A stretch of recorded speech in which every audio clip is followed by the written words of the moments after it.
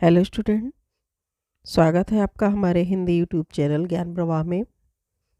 आज हम कलरव पुस्तक से चैप्टर 14 अशोक का शस्त्र त्याग पढ़ेंगे। सबसे पहले हम पाठ का परिचय देते हैं किसके बारे में। जैसा कि नाम ही अशोक का शस्त्र त्याग, अशोक सम्राट थे। उन्होंने शस्त्र को क्यों त्यागा, यही इस पाठ में बताया गया है कि अशोक ने शस्त्र क्यों त्यागा, क्या परिस्थितियां थीं और ऐसा कौन सा क्षण उनके जीवन में आया जिसकी वजह से उन्हें शस्त्र त्यागना पड़ा, क्योंकि वो तो बहुत बड़े योद्धा थे। अशोक मगध के परम शक्तिशाली सम्राट थे। कलिंग पर आक्रमण के दौरान राजकुमारी पद्मा द्वारा युद्ध के लिए जब ललकारती हैं, उनको ललकारे जाने पर उन्होंने शस्त्र नहीं उठाया अपना। अशोक ने कलिंग युद्ध के बाद भविष्य में हथियार न उठाने की अटल प्रतिज्ञा भी की और अहिंसा का व्रत लिया। सम्राट अशोक ने महात्मा बुद्ध की शरण ली। तो आइए इस पाठ में हम अशोक के शस्त्र त्याग पर आधारित ये पाठ पढ़ें। यहाँ पर पहला दृश्य यानी एक सीन दिखाया जाता है। तो उसका क्या दृश्य होता है, एक मैदान में मगध के सैनिकों की शिविर लगे हुए हैं। बीच में मगध का पताका फहरा रही है। पताका के आसपास सम्राट के अशोक के शिविर हैं। संध्या बीत चुकी है यानी शाम हो चुकी है। आकाश में तारे चमकने लगे हैं। शिविरों में दीपक जल रहे हैं। अपने शिविर में अशोक अकेले टहल रहे हैं। उनके मुख पर चिंता की छाया है। वो कुछ चिंतित हैं। वे कुछ सोचते हुए आसन पर बैठ जाते हैं। अशोक बैठ जाते हैं और स्वयं से अपने आप से ही बात कर रहे हैं कि 4 साल से युद्ध हो रहा है और कलिंग पर आज तक पूर्णतः जीत नहीं कर पाए हैं। दोनों ओर से लाखों आदमी मारे गए हैं, लाखों घायल हुए हैं, पर हम आज भी असफल हैं। क्या होगा इसका परिणाम, वो चिंतित हैं। इतने में द्वारपाल आता है। सिर झुकाकर उनको संबोधित करता है, राजन, संवाददाता आना चाहता है। तो अशोक कहते हैं आने दो। संवाददाता अंदर आता है और महाराज से उनकी जयकार करता है और उनको एक शुभ सूचना देता है। शुभ सूचना ये है कि गुप्तचर समाचार लाया है कि कलिंग के महाराज लड़ाई में मारे गए। अब इससे अशोक प्रसन्न हो जाते हैं और प्रसन्नतापूर्वक खुश हो जाते हैं। प्रसन्नता मतलब खुश हो जाते हैं। मारे गए इसका मतलब मगध की विजय हुई, कलिंग जीत गया। तो इस समय संवाददाता जो होता है वो चुप रहता है। तो अशोक कहते हैं कि तुम बोलते क्यों नहीं, तुम चुप क्यों हो। संवाददाता जो होता है, मैसेंजर जो होता है, वो धीरे से कहता है क्या बोलूँ महाराज, कलिंग दुर्ग का फाटक आज भी नहीं खुला है, आज भी बंद है। फिर किस मुँह से कहूँ कि कलिंग जीता गया है, कलिंग को हमने जीत लिया है। अशोक उत्तेजित होते हैं, एक्साइटमेंट उनके अंदर आ जाती है। कहते हैं कलिंग का फाटक आज भी बंद है, मतलब चौंक जाते हैं। संवाददाता कहता है हाँ महाराज, कलिंग के फाटक आज भी बंद है। तो अशोक कहते हैं, खड़े होकर कहते हैं कि बंद है तो खुल जाएंगे। जाकर सेनापति से कह दो कि कल सेना का संचालन मैं स्वयं करूँगा। और वो युद्ध की संचालन करने के लिए अपने जो संवाददाता होता है उससे कहते हैं कि कलिंग के दुर्ग का फाटक कल खुल जाएंगे। हाथ से जाने का संकेत करते हैं कि तुम जाओ यहाँ से। उसके बाद दूसरे दिन का प्रातःकाल का समय दिखाया जाता है। दृश्य में शस्त्र सज्जित घोड़े पर बैठे हैं और उनके पास उनका सेनापति है। सामने कलिंग दुर्ग है जिसका फाटक अभी भी बंद है। तो इस तरह का दृश्य दिखाया गया है। अशोक आपसे कहते हैं ये कौन है, क्या साक्षात दुर्गा कलिंग की रक्षा करने के लिए युद्धभूमि में उतर आई हैं। शेष सैनिक भी स्त्रियां हैं। अब वो सोचते हैं कि स्त्रियों से क्या हमें युद्ध करना होगा, क्या अशोक को स्त्रियों का भी वध करना होगा। ना, मैं स्त्री वध नहीं करूँगा, मुझे विजय नहीं चाहिए, मैं ये वध नहीं करूँगा, मैं शस्त्र नहीं चलाऊँगा। सैनिकों, स्त्रियों पर वार ना करना, तलवार मत उठाना।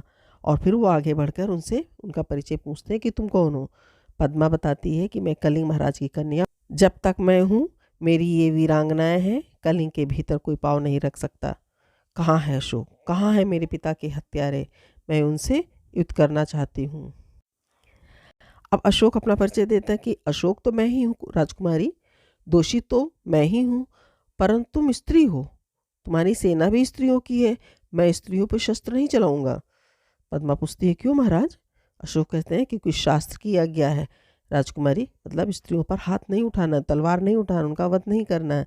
तो पद्मा कहती है कि और शास्त्र की आज्ञा है कि तुम निरपराधियों की हत्या करो, शास्त्र की आज्ञा है कि तुम अपनी विजय लालसा पूरी करने के लिए लाखों माताओं की गोद सूनी कर दो, लाखों स्त्रियों की मांग का सिंदूर पोंछ दो, फूंक दो उस शास्त्र को जो तुम्हें ये सिखाता है। मैं तुमसे शास्त्र सीखने नहीं आई हूँ, शस्त्रों से युद्ध करने आई हूँ। अपने सिपाहियों से कहो कि वो तलवार उठाएं। कलिंग की स्त्रियां तुमसे कुछ नहीं चाहती, केवल युद्ध चाहती हैं। अशोक सिर झुका लेते हैं। पद्मा कहती है कि क्यों सिर झुका लिया महाराज, मैं युद्ध चाहती हूँ, केवल युद्ध। आज आपके भीषण युद्ध की पूर्णाहुति होगी। अशोक कहते हैं बहुत हो चुका राजकुमारी, मैं अब युद्ध नहीं करूँगा, कभी युद्ध नहीं करूँगा, और तलवार नीचे फेंक देते हैं। पद्मा कहते हैं ये क्या महाराज? अशोक कहते हैं कि और अपने सैनिकों से भी कहते हैं तुम भी अपनी तलवारें फेंक दो, आज से अशोक तुम्हें कभी किसी पर आक्रमण करने की आज्ञा नहीं देगा, फेंक दो अपनी तलवारें। सभी सैनिक अपनी तलवारें फेंक देते हैं। पद्मा आगे बढ़ती है और उसमें विश्वास नहीं करती है और कहती है कि मैं भुलावे में नहीं आ सकती महाराज, मैं तुमसे युद्ध करूंगी, अपने पिता का बदला मुझे लेना है। तो अशोक सिर झुका कर कहता है कि तो लीजिए बदला राजकुमारी, मैं अपराधी हूँ। जिस अशोक ने लाखों का सिर काटा है और जिस अशोक का सिर आज तक किसी के आगे नहीं झुका, वो आपके आगे नतमस्तक है। काट लीजिए इस सिर को, मैं हथियार नहीं उठाऊंगा, मेरी प्रतिज्ञा अटल है। अशोक सिर झुकाकर खड़े हो जाते हैं। तो पद्मा भी कहती है तो जाइए महाराज, स्त्रियां भी निहत्थे पर वार नहीं करेंगी, आप अपनी प्रतिज्ञा की रक्षा के लिए जीवित रहिए।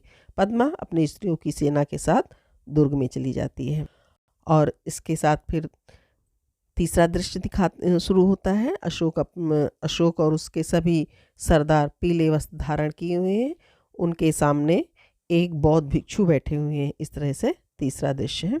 इस दृश्य में अशोक बौद्ध भिक्षु से दीक्षा ले रहे हैं।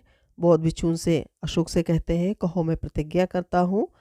तो अशोक उसको दोहराते हैं, मैं प्रतिज्ञा करता हूँ कि जब तक मेरे शरीर में प्राण रहेंगे, अशोक बोलते हैं जब तक मेरे शरीर में प्राण रहेंगे, बौद्ध भिक्षु कहते हैं अहिंसा ही मेरा धर्म होगा। अशोक भी बोलते हैं, उसको दोहराते हैं अहिंसा ही मेरा धर्म होगा। बौद्ध भिक्षु मैं सबसे प्रार्थना करूँगा और मेरी करुणा का सदा व्रत आप सबको मिलेगा।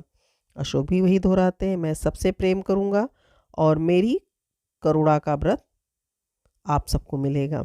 बौद्ध भिक्षु कहते हैं कि प्रतिज्ञा करो जब तक मैं जीवित रहूँगा अपनी प्रजा की भलाई करूँगा, सब प्राणियों को सुख और शांति प्रदान करूँगा, पहुँचाने का प्रयत्न करूँगा, सब धर्मों को समान दृष्टि से देखूँगा। तो अशोक उसको दोहराते हैं मैं प्रतिज्ञा करता हूँ कि मैं शक्ति भर अपनी आज्ञा का पालन करूँगा, जब तक जितनी शक्ति है मैं पूरी तरह से आज्ञा का पालन करूँगा। बौद्ध भिक्षु से कहते हैं बोलो बुद्धम शरणम गच्छामि, धर्मम शरणम गच्छामि, संघम शरणम गच्छामि। तो सभी बोलते हैं बुद्धम शरणम गच्छामि, धर्मम शरणम गच्छामि, संघम शरणम गच्छामि। और यहाँ पर पर्दा गिर जाता है, नाटक खत्म हो जाता है। तो ये आपके पाठ है, पाठ का सारांश है। आइए अब हम प्रकरण 14 के प्रश्नों के उत्तर देख लेते हैं। इनको आप अपने नोटबुक में भी लिख सकते हैं। अशोक का शस्त्र त्याग, प्रश्नों के उत्तर। आइए बोलें। पहला प्रश्न है पद्मा कौन थी? उत्तर पद्मा कलिंग के राजा की बेटी थी। प्रश्न 2 संवाददाता क्या संदेश लेकर आया? उत्तर संवाददाता ये संदेश लेकर आया कि कलिंग के महाराज मारे गए। प्रश्न 3 कलिंग दुर्ग के फाटक क्यों बंद थे? उत्तर कलिंग दुर्ग के फाटक इसलिए बंद थे क्योंकि कलिंग ने आत्मसमर्पण नहीं किया था। कलिंग महाराज की बेटी पद्मा बहुत सी स्त्रियों के साथ अशोक की सेना का मुकाबला करने को तैयार थी। प्रश्न 4 अशोक स्त्रियों पर हथियार क्यों नहीं उठाना चाहते थे? उत्तर अशोक स्त्रियों पर हथियार इसलिए नहीं उठाना चाहते थे क्योंकि शास्त्रों में लिखा गया है कि स्त्रियों पर हथियार उठाना नहीं चाहिए। प्रश्न 5, सम्राट अशोक ने किस धर्म को अपनाया? उत्तर, सम्राट अशोक ने बौद्ध धर्म को अपनाया। आगे लघु उत्तरीय प्रश्न। पहला प्रश्न है, सम्राट अशोक किस बात को लेकर चिंतित थे? उत्तर, सम्राट अशोक इस बात को लेकर चिंतित थे कि 4 साल से मगध और कलिंग के बीच युद्ध चल रहा था, लेकिन कलिंग को फिर भी जीता नहीं जा सका था। दोनों ओर के लाखों सैनिक मारे भी गए थे और घायल भी हुए थे।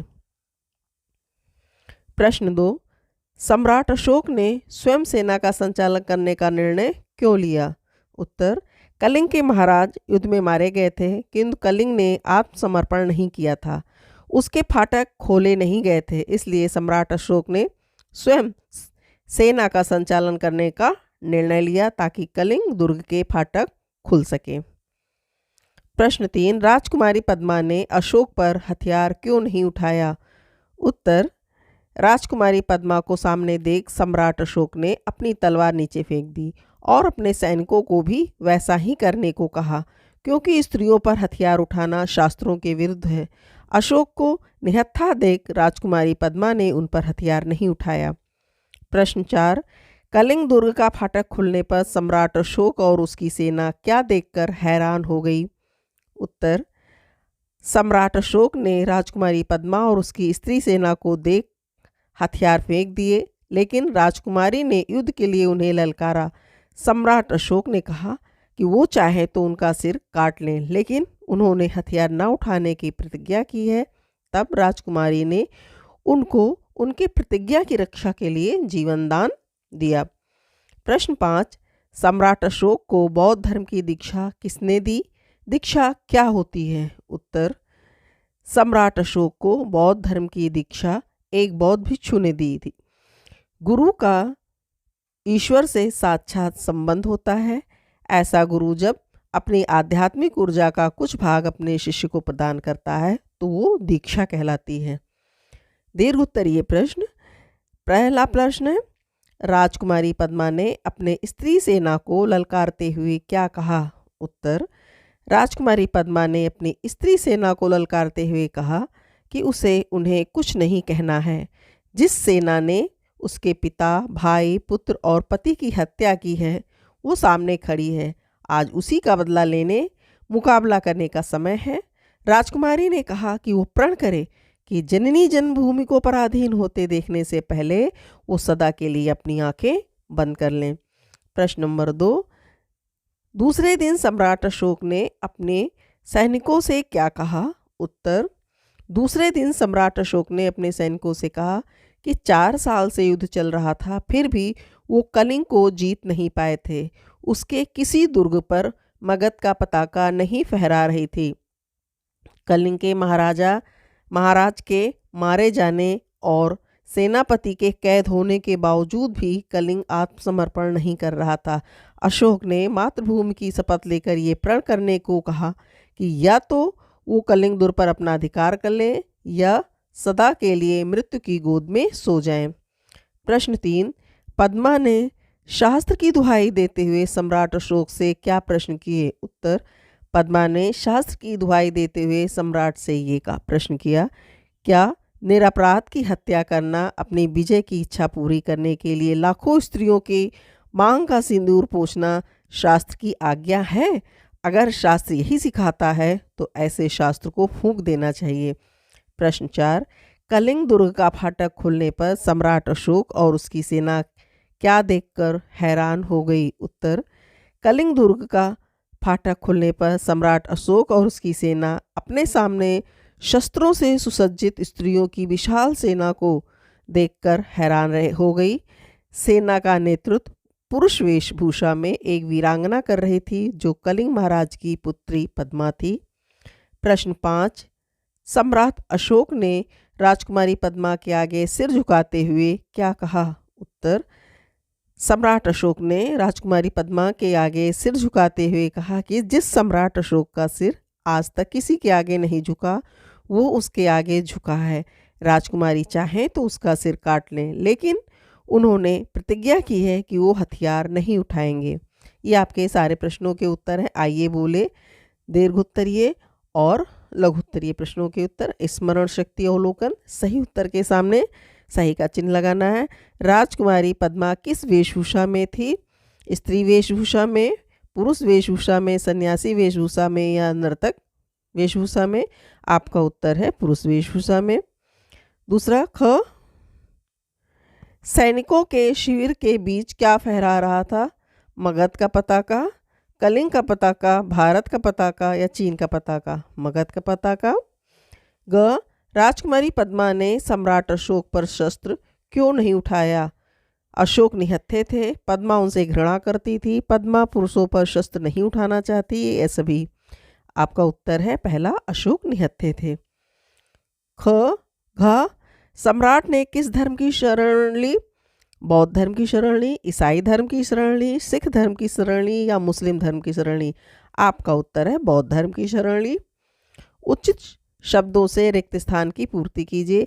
पद्मा दुर्गा लग रही थी। आपका रिक्त स्थान है साक्षात। जो रिक्त स्थान में भरा गया है उसका अर्थ है, उत्तर है साक्षात।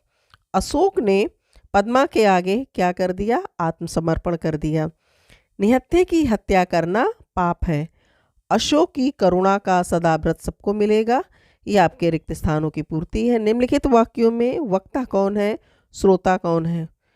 कलिंग दुर्ग के फाटक आज भी बंद हैं। इस वाक्य में वक्ता संवाददाता है, श्रोता सम्राट अशोक है। मैं शस्त्रों से युद्ध करने आई हूँ। इस वाक्य में वक्ता राजकुमारी पद्मा है और श्रोता सम्राट अशोक हैं। ग, फेंक दो अपनी तलवारें।